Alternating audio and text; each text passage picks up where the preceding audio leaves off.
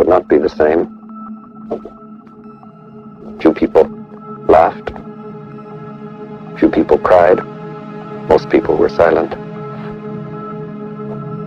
I remembered the line from the Hindu scripture, the Bhagavad Gita. Vishnu is trying to persuade the prince that he should do his duty, and to impress him, takes on his multi-armed form and says, "Now I am become death, the destroyer of worlds." I suppose we all thought that one way or another.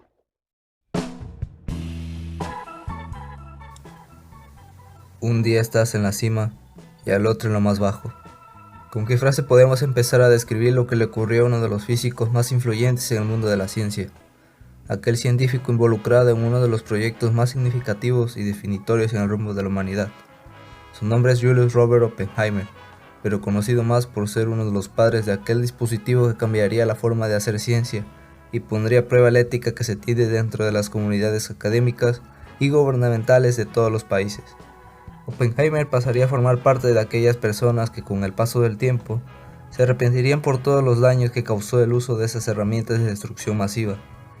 Y si Robert pudo elegir si seguir con el proyecto o si fue forzado por su gobierno para terminar con lo que empezaron, para erradicar con una de las épocas más turbias que ha vivido el ser humano, eso no es motivo para juzgarlo. Por eso siempre recuerdo en los momentos como esos, aquellas palabras de Scott Fitzgerald. Siempre que sientas que vas a criticar a alguien, solo recuerda que no todas las personas en este mundo han tenido las mismas ventajas que tú. Julius en su época fue uno de los hombres con más poder en su país durante un tiempo, y no solo en la física, también participaba en la política de los Estados Unidos, pero que después de aquellas personas que le dieron ese apoyo y lo trataron como el rey, le darían la espalda al quitarle ese poder que ejercía en su nación. Por eso hoy les contaré un poco sobre la vida sobre uno de los físicos que le aportó a muchos campos de la física que estaban en desarrollo, pero que su participación en aquel proyecto se le considera más un villano para la mayoría y para otros solo un simple peón más que utilizó el gobierno estadounidense para demostrar su poderío. ¿Qué más le puedo decir? Así es la vida.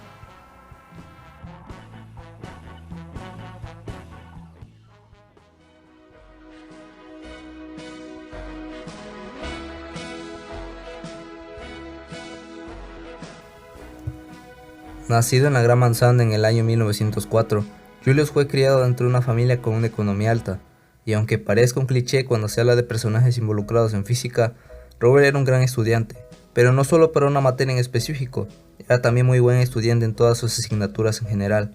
En sus inicios en la universidad, no lo fue tan bien por problemas de salud, pero que al pasar de un año todo mejoró, ya que terminaría sus estudios en química en 3 años y con honores. Pero Robert se daría cuenta de lo interesante que le parecía la física experimental en sus años de estudiante de química, especialmente en las clases de termodinámica, las cuales impartía Percy Williams Bridgman, ganador del Premio Nobel en 1946 por sus investigaciones en la física de altas presiones. Aunque Robert tenía intenciones de especializarse en física experimental dentro de los Estados Unidos, no había donde estudiar en ese país esa especialidad, así que haría lo posible por ir a estudiar sus estudios de posgrado al extranjero, especialmente en la Universidad de Cambridge, donde le daría clases Ernest Rutherford, aquel científico neozelandés ganador del Premio Nobel en química por sus trabajos en la desintegración de los elementos y en la química de las sustancias radioactivas.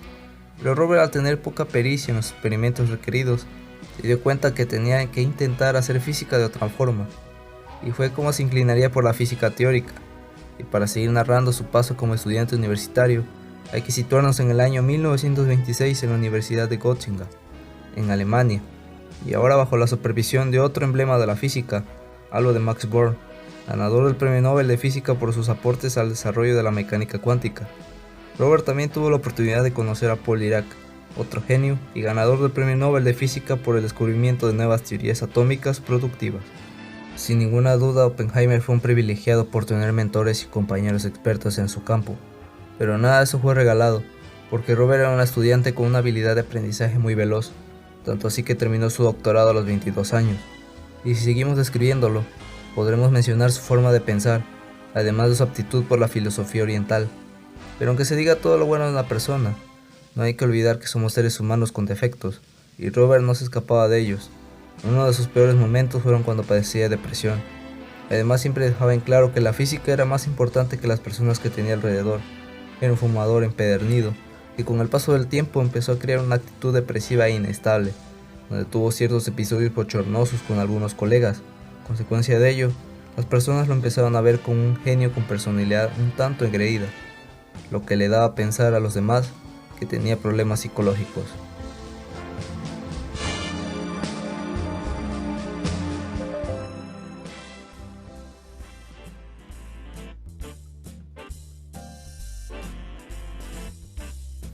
Después de ayudar al desarrollo de la mecánica cuántica junto con Max Born en Alemania y regresar a Harvard como un experto en física teórica y después volverse profesor en universidades de excelsa reputación, donde recibiría muy buenas críticas de los estudiantes por su forma peculiar de enseñar, además de entablar amistades, romper otras, enfermarse, invertir en terrenos y seguir investigando, en especial en zonas desérticas donde pasaba tiempo de calidad con su hermano. Y sí, creo que ya te estás imaginando para dónde va ese gusto por los desiertos y sobre todo la física, la combinación perfecta para hacer funcionar ciertos experimentos.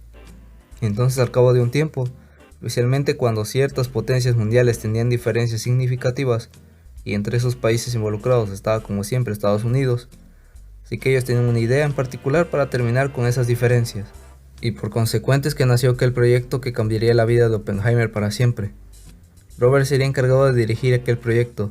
Por consecuencia, tenían que buscar un gran equipo de trabajo, genios de diferentes campos científicos con un solo objetivo: crear uno de los artefactos más destructivos que el hombre podría crear en esos momentos, que después sería puesta en marcha para ser lanzada en una ciudad japonesa, que hoy lamentablemente es conocida mayormente por ese suceso, y como podemos notar, Estados Unidos de América le ganaría la partida a los alemanes y rusos en hacer ese juguete tan anhelado por los gobiernos, y así dar un golpe de autoridad y demostrar quién estaba en otro nivel. Y Estados Unidos demostró que la mejor forma de ganar esa partida era juntar a genios nacionales y extranjeros sin importar nada, para lograr así sus objetivos.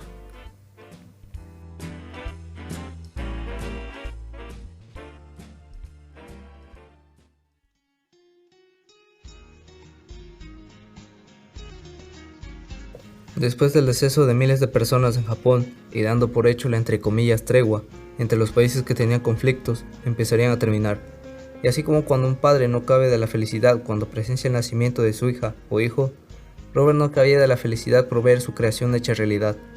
Pero toda esa alegría acabaría cuando aquella creación terminaría con la vida de aquellos japoneses, que desaparecerían de la existencia en segundos. No se puede afirmar actualmente que Oppenheimer tuvo un pesar por hacer aquel mecanismo explosivo, pero se cree que desde el día en que se usó en contra de los japoneses, ha tenido un sentimiento de culpa, que al pasar del tiempo, se volvería en vocero de la ciencia en territorio estadounidense. Tuvo puestos de prestigio después de lo ocurrido en esos años, que le darían la oportunidad de estar involucrado en la política de su país. Robert no paraba de investigar, también estaba muy envuelto en dar consejos para la regulación de aquellos artefactos de destrucción masiva, pero como todo buen personaje ligado al gobierno de ese país, las investigaciones hacia su persona por parte del FBI no faltarían, acusándolo de tener empatías comunistas. Hasta la fecha se piensa que sus enemigos y algunos estudiantes que tuvo fueron piezas fundamentales en esas acusaciones. Así que Julius Robert Oppenheimer se volvió un enemigo para la seguridad de su propio país. Además, para rematar, su hermano testificaría y admitía que él sí formó parte del Partido Comunista en su juventud, pero se negó a dar nombres de otros miembros, lo que ocasionó que su carrera como físico se pasmara. En cambio, Robert no le quedó más que dejar de lado todo ese poder que llegó a tener en sus manos.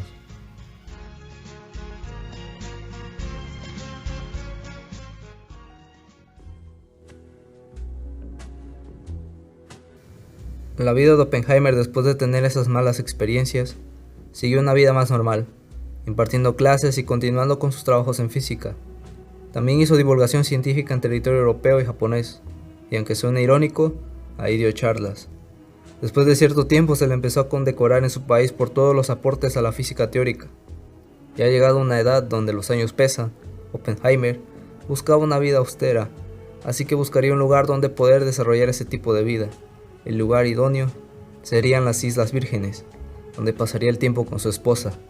Oppenheimer hasta el día de hoy puede ser considerado un villano, por desarrollar el arma más destructiva de su época, que desafortunadamente se le está dando un peso de culpa gigantesco, cuando él solo fue uno de los miles de científicos involucrados. Y no podemos olvidar a todos los que indirectamente descubrieron ciertos conocimientos que sirvieron para el desarrollo de ese invento. Por ejemplo, Einstein. Y no por eso se le da una culpa igual o mayor. Aquí el asunto es entender que debemos tolerar que no todos haremos cosas que para nosotros sean correctas, cuando puede no serlo. Si Estados Unidos no ganaba la carrera por construir aquel invento, otra nación lo haría, y puede que con otras intenciones. Recordemos que somos seres humanos y equivocarse es parte de lo que nos hace humanos. Y no es por justificar todo lo que ha pasado, pero sí debemos entender que los errores deben servir para aprender y no cometer otros más graves. Además, me gustaría que recuerdes esto. En la mayoría de las peleas, nadie se acuerda de quién la empieza, sino de quién la termina. Así que te invito a reflexionar. ¿Qué harías tú en el lugar de Robert Oppenheimer, aquel físico que será recordado por hacer las cosas a su manera?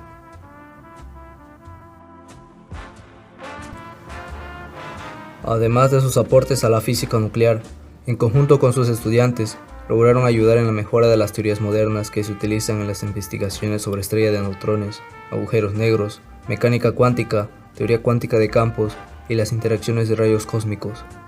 Se le considera uno de los físicos teóricos más influyentes en la historia de los Estados Unidos. Robert Oppenheimer murió a causa de cáncer de garganta el 18 de febrero de 1967 en Princeton, Nueva Jersey, Estados Unidos. La playa en la que pasó sus últimos años con su esposa, hoy se le conoce comúnmente como Playa Oppenheimer.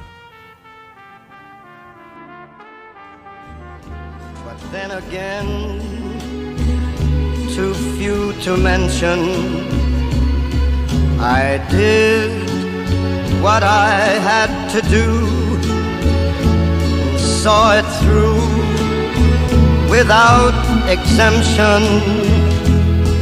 I planned each charted course, each careful step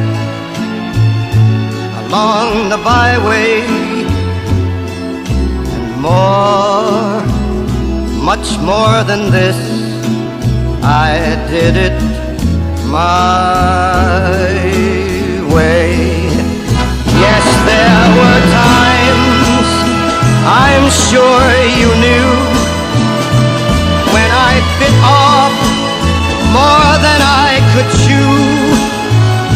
But through it all, when there was doubt, I ate it up and spit it out. I faced it all, and I stood tall, and did it my way. I've loved, I've laughed and cried, I've had my fill, my share of losing, and now as tears subside, I find it all so amusing to think I did all that, and may I say, not in a shy way, oh no, not me. I did it my way. For what is a man? What has he got? If not himself, then he has not to say the things he truly feels, and not the words of one who kneels. The record shows I took the blows and did it my